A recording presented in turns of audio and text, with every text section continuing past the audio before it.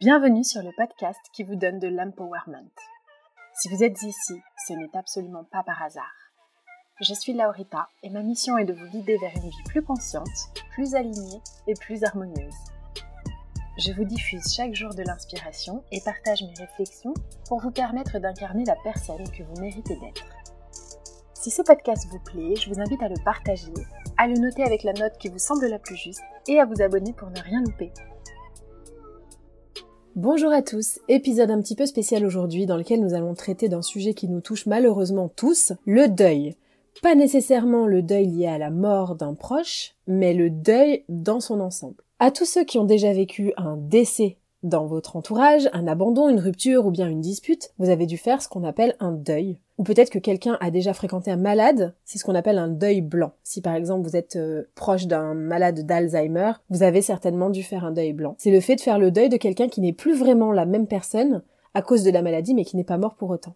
J'ai beaucoup appris à ce sujet ces derniers temps et je voulais vous faire un épisode un peu good vibes, si c'est compatible, sur la mort et comment l'aborder sereinement. Le processus de deuil est vraiment long et bien sûr qu'on n'oublie pas, on vit avec, mais il est possible de vivre entre guillemets énorme, bien avec, et je vais détailler dans cet épisode. En tout cas, je vais essayer. Si vous avez écouté mes précédents épisodes, vous savez que depuis plusieurs années, depuis 3 ans, j'accompagnais mon père vers la mort. Il est décédé il y a quelques mois d'un glioblastome, une tumeur au cerveau, et il avait demandé l'euthanasie, mais comme il faut se déplacer, il n'était plus en état d'y accéder. Donc, la vie est très longue quand on est forcé de mourir à petit feu, aussi bien pour le malade que pour l'entourage. La fin de vie, elle est extrêmement douloureuse en France et longue et lancinante, j'imagine, pour les malades, pour ceux qui connaissent un peu le sujet, pour la personne concernée, mais aussi pour les aidants, mais ça se prépare aussi et ça permet de préparer le mental quelque part. Un deuil, c'est pas forcément dire au revoir à quelqu'un parce qu'il est décédé. Les chamans, par exemple, ont tendance à dire qu'on a plusieurs morts dans la même vie, c'est-à-dire la mort du bébé pour laisser place à l'enfant, l'enfant qui meurt pour laisser place à l'ado, qui meurt pour laisser place à l'adulte, etc. Mais il n'y a pas que la mort des gens qu'il faut gérer, et certaines fois on n'approche pas les situations comme des deuils, et on reste coincé dedans 1000 ans avec une incompréhension. Moi, ça m'a beaucoup aidé cette phrase, on a plusieurs vies dans une vie, et on a aussi plusieurs morts dans une vie. On peut avoir à faire le deuil d'une amitié, d'une relation, d'un projet même parfois, ou d'une espérance. Le deuil se rattache à la mort, à la perte, et de façon plus générale au changement, finalement. Donc, si on prend notre cher Wikipédia, le deuil est une réaction affective à un événement majeur de la vie d'une personne qui vit la perte d'un être cher. C'est un processus d'oubli, de retour à la normale qui s'appelle le travail de deuil. Il provoque diverses réactions physiques, psychologiques et sociales, et sa durée est variable. Alors ça, c'est sûr que sa durée est variable. Parfois, on entend, par exemple, si vous avez vécu une rupture amoureuse, lâche l'affaire, c'est bon, passe à autre chose. Et ça peut être extrêmement douloureux, parce qu'on se sent incompris, mais qu'on n'arrive pas à se comprendre soi-même non plus. C'est simplement parce qu'on n'a pas mis les mots sur ce qu'on traverse, le deuil. Quand on se sent brusqué par un entourage qui nous dit « Allez, vas-y, c'est bon, respecte-toi, oh là là, move on, qu'est-ce que tu fais ?» C'est pas si simple. L'intérêt de mettre le mot « deuil » dessus, c'est de comprendre ces différentes étapes et accueillir et savoir où est-ce qu'on en est dans son étape de deuil. Donc, j'ai fait mes petites recherches, je vais vous donner les 5 étapes du deuil, à prendre avec parcimonie bien sûr, parce que tout le monde ne passe pas par toutes les étapes. Certains ne le font pas dans le même ordre, mais c'est pour vous donner une idée globale et rassurer ceux qui passeraient par là et peut-être mettre des mots sur quelque chose que vous ressentez mais que vous n'arrivez pas à identifier. Première phase hyper connue, le déni. On est clairement là dans un refus hyper conscient, ou parfois même inconscient, d'admettre la réalité de ce qui vient de nous être annoncé. Donc par exemple le refus de la mort de quelqu'un si c'est un choc ou un accident, le refus de la fin d'une relation par exemple comme mécanisme de défense. Par exemple mon père, dans ce processus de deuil de sa vie d'avant, il a longtemps été dans le déni de son cancer. Parce que c'était simplement trop dur à accepter pour son cerveau. D'ailleurs, j'étais suivie par une psy spécialisée en oncologie pour l'accompagner au mieux, et elle m'avait conseillé, si vous traversez une phase similaire avec un proche, je vous le donne en 1000, il faut laisser le patient dans le déni. Elle m'avait conseillé de ne pas le sortir du déni parce que justement, psychiquement, il n'était juste pas prêt à entendre la réalité. Donc, vous en faites ce que vous voulez, mais je pense que sharing is caring. Dans le cas d'un décès ou d'une rupture, on peut ressentir un profond sentiment d'injustice dans les premiers temps. Du décès ou de l'annonce par exemple d'une grosse maladie, etc. Ça vient avec un état de choc sur le moment de l'annonce. On a nos repères complètement bousculés. Moi, quand on m'a dit que mon père avait une tumeur incurable, je me suis dit ok, comment, quoi, je comprenais plus rien, j'étais complètement bloquée. Ça me semblait absolument incroyable. Quand on m'a annoncé par contre le décès de mon père, j'ai certes ressenti un énorme vertige. En fait, finalement, quand on perd un parent, je pense que c'est vraiment comme si on venait perdre un pilier de ma construction de vie ou de sa construction de vie et on est déstabilisé. On a besoin d'1 minute pour retomber sur ses appuis. Et quand je dis 1 minute, évidemment, ça peut se transformer en années. Le déni, ça semble être une protection qui donne à la personne le temps de réaliser qu'est-ce qui est en train de se passer. Peut-être que ça rend aussi la situation un peu plus tolérable, parce que pendant ce laps de temps, qui devrait rester plutôt bref, la souffrance de l'annonce est un petit peu anesthésiée. Un peu comme si on était sous un état de choc, mais non, ça va passer, ou non, il va regretter, ou non, il va revenir à lui. On est dans le non mais ou le j'y crois pas. On a l'impression que c'est vraiment un cauchemar et qu'on va se réveiller. Et ça se passe pour n'importe quel type de deuil, d'un proche, d'une annonce d'une maladie incurable, de l'annonce d'une rupture amicale ou amoureuse, d'un licenciement, ou même tout changement vraiment. Dans certains cas, on est carrément choqué, on se dit non mais c'est pas possible, ou alors dans le cas de la médecine, non mais les médecins sont trompés, ils ont fait une erreur, etc. Ça peut pas nous arriver. Et ce qu'il y a de très commun, je trouve, dans le deuil, c'est que souvent on se dit pourquoi moi ? Pourquoi ça m'arrive à moi ? Et j'y reviendrai plus tard. Ensuite, on a la colère. Donc d'abord le déni, ensuite la colère. Une fois que ça y est, on a compris que la réalité n'est pas contestable et que c'est comme ça que ça va se passer, là, on entre dans une colère contre qui veut bien l'entendre. On peut y rester longtemps et c'est souvent qu'il y a une tristesse sous-jacente qui n'a pas été gérée. Quand on est en colère, dans un deuil, on cherche un ennemi. Parfois, l'ennemi, c'est la personne qui est partie. Par exemple, dans le cas d'un suicide, on lui en veut, on comprend pas son geste, on le trouve égoïste. Ou bien, par exemple, une personne qui vous a quitté. Il n'a pas placé notre relation au même niveau que ce que moi je faisais. Ou alors, on s'énerve contre les médecins parce que franchement, ils ont pas bien fait leur boulot. Mon père était très énervé contre le système, par exemple. Il était furieux contre l'oncologue du CHU, qui, soit dit en passant, était la chef de service. Il trouvait scandaleux qu'elle ne connaisse pas son dossier par cœur, mais elle avait certainement 300 autres patients à gérer derrière. En réalité, ça cachait simplement un gros sentiment d'impuissance. Il était énervé contre lui-même de ne pas avoir de solution. Pareil, dans une rupture, on en veut à mort à celui qui nous quitte, mais en fait, on s'en veut aussi à soi-même de ne pas avoir réussi à persévérer et à préserver la relation. Ensuite, il y a une phase qui s'appelle le marchandage, mais que je connais très peu. J'ai lu ça dans un article, donc je vous en parle. Moi, je l'ai pas vraiment vécu. Pas sûre de la décrire avec précision, mais je vous donne un exemple que j'ai lu. Donc c'est par exemple dans le cas d'une rupture amoureuse, vous vous dites « Ok, je ferai tout ce que tu voudras » ou « Non mais promis, j'arrête, je vais changer, etc. etc. » C'est comme une phase où on va essayer de négocier pour revenir en arrière sur l'annonce et que cette annonce ne se soit jamais passée. On est prêt à tout tenter pour sauver la relation, la personne, la situation, etc. Donc on demande peut-être un deuxième avis ou une deuxième chance dans cette phase-là. Ensuite, il y a la dépression, donc cette phase, certains n'en sortent jamais malheureusement, ceux qui vivent dans le passé, et c'est entre guillemets le risque. Après un deuil, pour sortir de cette phase de dépression, je pense que se faire accompagner est une très bonne idée. La mort, parfois, porte un coup vraiment brutal, et la vie, après, n'a plus le même goût, mais c'est aussi possible de vivre avec. On réalise la perte, le manque, la fin d'une époque, et ça nous rend très triste parce qu'en fait, notre cerveau n'aime pas le changement, donc il est nostalgique. Par exemple, on peut avoir envie d'appeler la personne au téléphone, les jours après le décès ou après la rupture. Les images aussi peuvent avoir un peu choqué, parfois ça dépend, et ce choc-là vient se traduire par une espèce de dépression profonde.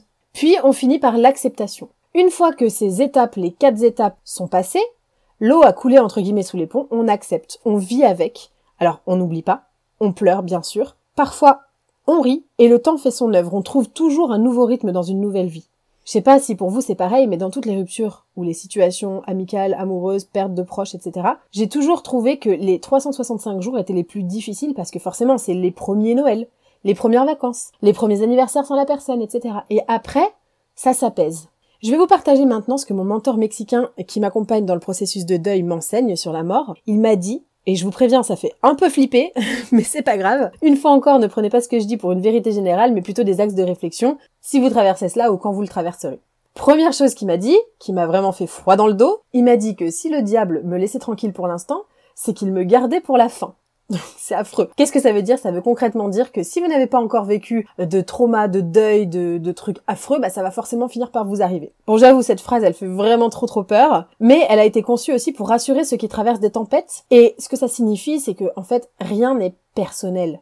Tout est absolument impersonnel dans le processus de deuil, dans la mort, dans les ruptures, etc. La mort n'a rien de personnel, ça arrive à tout le monde sans exception, et c'est à peu près la seule chose dont on est sûr qu'il va se passer dans notre vie. Il y a que des futurs morts parmi les vivants, comme dirait Kerry James, et quand elle arrive à l'un de nos proches, on est toujours un peu surpris comme si elle n'arrivait qu'aux autres, mais en réalité, on sait très bien que ça peut nous arriver. Je sais pas si vous avez remarqué, mais finalement, on est un petit peu dans un déni par rapport à la mort. La mort, c'est un truc dont on est absolument certain, et dans nos cultures judéo-chrétiennes, c'est tabou. Le fait de parler, ça fait pleurer, ça fait peur, etc., mais finalement, on vit grave dans l'ignorance. Comme si elle n'arriverait jamais. On vit comme si elle n'arrivait qu'aux autres. Et justement, quand on réalise qu'elle arrive à tout le monde, même à nos proches, voire à nous, même à notre cercle proche, on se dit que nos petits problèmes sont bien futiles. Donc quelque part, Se dire qu'on n'a pas encore été touché peut nous permettre de vivre la vie du bon côté. Quelle chance d'avoir été épargné jusque-là. Profitons de la vie parce que la roue tourne. Et si vous avez été touché par ça, dites-vous, en fait, vous n'êtes pas seul. Tout le monde passe par là. Deuxième point, comme je vous le disais tout à l'heure, les chamans disent qu'on a plusieurs vies dans une vie. On croit ce qu'on veut, mais voir la vie comme une succession de vies, ça peut aussi atténuer la tristesse liée à la mort et à la dédramatiser. Quand on devient adulte, c'est la mort de l'adolescence, par exemple, la fin d'une époque, et moi, ça m'apaise beaucoup de me dire que le meilleur reste à venir. Que quelque chose d'autre nous attend. Quelque chose de différent, pas forcément meilleur, mais quelque chose de différent. Ici, par exemple, aux US, les Américains aiment beaucoup s'en remettre à la grâce de Dieu, genre God's plan. Et je crois que quelque part, ça les apaise. Je sais pas si vous avez remarqué, mais quand on est en détresse absolue, eh bien, on devient tous un peu spirituels, voire religieux. Exemple, grosse turbulence dans l'avion, d'un coup, tu vas te mettre à prier. Pourquoi ? Parce que ça permet de ne pas craquer. C'est un peu comme le processus de déni. Donc parfois, on se raccroche à quelque chose de plus grand juste pour ne pas craquer, et c'est aussi ok, chacun fait comme il veut. Si vous êtes croyant, par exemple, peut-être que le mécanisme qui vous aide, c'est de se consoler en vous disant que la personne est partie rejoindre le paradis ou Dieu. Moi, je vois ça un peu moins de façon spirituelle parce que je trouve que ça me déresponsabilise, en tout cas moi personnellement, je comprends très bien ceux qui le font, et j'ai pas trop envie de me laisser contrôler, coucou les control freaks, par une main invisible, donc je me dis plutôt que chaque changement implique une mort et une renaissance en fait, et ça m'apaise beaucoup, peut-être que ça vous aidera. Troisième point qui m'a beaucoup aidé dans le décès et la gestion du deuil pour mon papa, c'est d'être reconnaissant que ce se soit passé. Quand on perd une situation, un proche, un partenaire, on est souvent perdu au niveau des émotions, et on oublie celui-ci. Quelle chance d'avoir connu cette personne, faire la liste de tout ce qu'ils nous ont apporté, de tout ce qu'ils nous ont laissé, de tout ce qu'ils ont laissé en nous. Vous savez, je vous le dis souvent, les gens qu'on rencontre viennent tous avec un cadeau, soit une boîte à chaussures, soit un vraiment très beau cadeau en papier de feuilles d'or, etc. Et quand on est triste d'avoir perdu quelqu'un, je pense qu'il faut aussi se réjouir de l'avoir connu. Comme dirait ce bon vieux Rafiki, il vit en toi, n'est-ce pas? Évidemment, c'est triste et on aurait voulu prolonger pour toujours cette relation, cette situation, mais tout se termine ou tout se termine mal. C'est comme si c'était inévitable. Donc on peut décider de se remémorer les bons côtés, et c'est exactement ce que font les Mexicains avec la fête des morts, justement. Ils font la fête, ils préparent des offrandes de ce qu'aimait cette personne à manger, à boire, etc. Ça permet de ne pas oublier le proche. Ils mettent des fleurs jusqu'à la tombe ou jusqu'à l'autre pour guider les âmes vers la fête. Ils dansent, ils chantent, ils parlent de bons souvenirs. Et en fait, c'est une vraie joie autour de cette date. Bon, sauf pour les enfants qui sont décédés, là c'est un petit peu plus triste quand même, mais vous savez ce qu'on dit, ne sont morts que ceux dont on ne parle plus. Donc, le troisième point que je soulève aujourd'hui, c'est vraiment être reconnaissant d'avoir connu cette personne. Et là je parle pour la mort, mais c'est pareil, vous avez vécu une relation, je sais pas, de 20 ans et finalement vous divorcez, ok vous êtes triste que ce soit terminé, mais soyez heureux que ça se soit passé. Quatrième point qui moi m'a mis une énorme gifle, c'est finalement de se rappeler, c'est un vrai rappel, que la vie est douce, et que la santé est précieuse. Et parfois c'est aussi un warning. Moi je l'ai vraiment pris comme ça, le décès de mon père. Certaines personnes sont flippées de la mort, à ne plus endormir la nuit, mais je trouve que parfois ça peut être utile de penser à la mort. Chaque décès nous rappelle à quel point la santé est précieuse et à quel point on a de la chance de respirer aujourd'hui. Ça marche beaucoup dans le deuil d'un être décédé, peut-être un peu moins quand on a perdu une personne qui ne veut plus nous fréquenter, mais en tout cas, ce qu'on devrait tous chaque jour se rappeler, c'est que la santé est ce qu'on a de plus précieux, et chaque proche malade nous le rappelle un peu plus. Moi j'ai vraiment vu ça comme « Attention ma cocotte, tu te laisses un peu trop aller niveau santé, reprends-toi bien ». Et ça a des vertus. Du coup je me remets des coups de pied aux fesses, et quand ça fait trop longtemps que je mange mal ou que je fais pas de sport, etc., et que je prends pas soin de ma santé même mentale, c'est un bon moyen de faire un check. Quand on voit tous les traitements par lesquels passent les malades, par exemple quand on se laisse aller, alors là c'est vraiment beaucoup plus léger, mais par exemple vous vous laissez aller dans une relation, vous avez pris 25 kilos parce que vous prenez l'autre pour acquis, peut-être que c'est aussi un warning si la personne s'en va, prends soin de ta santé en fait, et reprends soin de toi. Re-aime-toi comme tu devrais t'aimer. Cinquième point, c'est ok de pleurer. Et ça, eh bien, on le dit pas assez. C'est ok de pleurer, c'est ok de se sentir misérable, d'être dévasté. Et vous savez quoi ? J'ai envie de vous dire que je préfère vous savoir en larmes complètement effondrées qu'à retenir toute l'émotion pour qu'elle vienne s'ancrer tranquillou dans vos cellules et qu'un jour ça explose et que ça vous explose à la figure. J'ai tellement pleuré après le décès de mon père, je vais encore pleurer je pense, parce que les larmes sont de l'énergie contenue qui a besoin de s'évacuer. Pleurer, crier, frapper, dans un coussin, s'il vous plaît. C'est ok. C'est même recommandé. C'est juste se débarrasser de ces émotions désagréables et ça peut durer longtemps. Et tant que ça sort, laissez sortir. On a le droit d'avoir une longue période où on est au bout du rouleau. Et c'est pas grave en fait. Et les gens n'ont pas besoin de comprendre cette période. Faites ce qui vous fait du bien. Sixième point, chacun fait comme il veut. Truc très important aussi qui m'a beaucoup soulagée quand j'ai réalisé qu'il n'y a pas de mode d'emploi, c'est que chacun aborde le deuil à sa façon. Perso, je vais en blanc aux enterrements par exemple. Écoutez mon podcast sur les vêtements si vous en avez besoin. Je veux pas voir les corps, J'entre pas dans les cimetières et je pense que le prochain step, ce serait peut-être même d'aller ne pas aller aux enterrements. C'est ma façon à moi de gérer, de faire mon deuil. Certains ne comprennent pas, mais s'il y a un moment dans la vie où on peut être égoïste, eh bien c'est bien celui-ci. Ce ne sont pas les autres qui vivront toute la vie avec les traumas et les images choquantes. Donc aujourd'hui, j'ai envie de vous dire de faire comme vous le voulez. Si vous ne voulez plus sortir de votre lit, c'est ok. Si vous voulez couper vos réseaux, c'est ok. Personne n'a le droit de vous dire ce qui se fait ou ce qui se fait pas ou ce qui vous ferait aller mieux. Moi, petite, on m'a forcée à aller voir les morts, à la mise en bière, et à ce jour, je ne peux pas me souvenir des personnes que j'ai vues à la mise en bière autrement que comme ça. Je ne veux pas voir la personne décédée parce que ça me gâche tous mes souvenirs. Et j'ai aujourd'hui, après 3 ans de souffrance extrême, j'ai énormément de mal à voir mon père autrement qu'atteint d'un cancer du cerveau. Agressif et déprimé, je n'arrive plus à me rappeler d'avant. Parfois, lors d'une rupture, les gens vont vous dire « coupe les ponts ». Mais si c'est pas le ressenti du moment, ne coupez pas les ponts. Je pense qu'il faut agir en fonction de ses envies et sans se soucier de ce que la société souhaite pour nous. Autre point qui aide certains d'entre vous, c'est le fait de rendre la personne qui est partie fière chaque jour. Être comme il aurait voulu que tu sois. Par exemple, il n'aurait pas voulu te voir malheureuse. C'est une option qui aide certains, il aurait voulu que tu sois fort ou elle n'aimerait pas te voir triste. Pour certains, c'est des drivers, donc ça peut peut-être vous aider. Après, je pense qu'on n'est pas obligé d'attendre de perdre des gens pour penser comme ça, mais si ça peut vous aider à remonter la pente, pourquoi pas. Autre option, sinon, vous pouvez aussi vous dire qu'est-ce que ma meilleure version de moi-même ferait dans cette situation. Ça peut aussi vous permettre de sortir la tête de l'eau. Et dernier point et non des moindres, je pense que c'est le fait qu'il y ait moins de souffrance aujourd'hui. Dans le cas d'une maladie, par exemple, on se soulage souvent en se disant que finalement la personne est soulagée, elle est libérée de ses souffrances. Quand j'ai demandé aux médecins de mon père s'il souffrait, ils m'ont dit non, mais ça pour l'instant je sais même pas si ça me rassure. On n'en sait rien de ce que ressentent les gens qui meurent sur le coup. Ce que je sais, c'est que dans le cas d'une maladie longue, c'est tellement dur que la fin est une délivrance. Mais c'est une pensée rassurante, c'est totalement imaginaire. Qu'est-ce qu'on en sait de ce que ressent un corps mort? Personne n'est là pour témoigner, donc on peut simplement croire la science. En tout cas, chacun d'entre nous passera par un deuil dans sa vie et chacun abordera les choses différemment.